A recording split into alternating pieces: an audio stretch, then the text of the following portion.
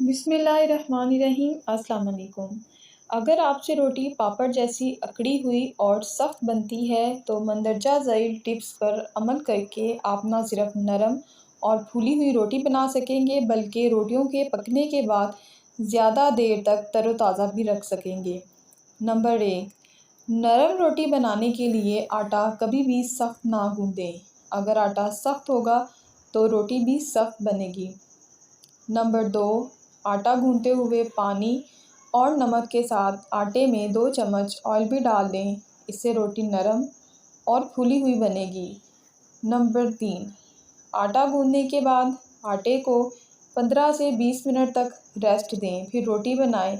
इससे रोटी आसानी से भी बन जाएगी और अकड़ी हुई भी नहीं बनेगी।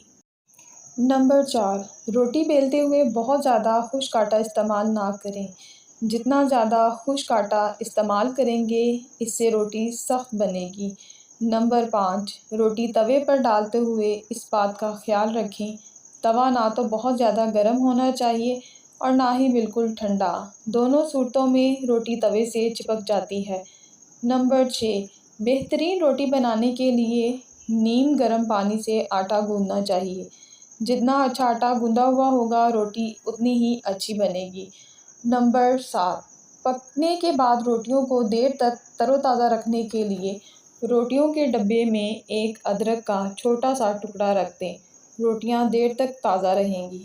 नंबर 8, रोटियां बनाने से पहले तवे पर हल्का सा ऑयल या घी लगा लिया करें। रोटी ना तो तवे से चिपकेगी और बेहतरीन बनेगी। मज़ीद अच्छी वीडियोज़ के लिए हमारे चैनल उर्दू वॉइस को सब्सक्राइब करें। शुक्रिया।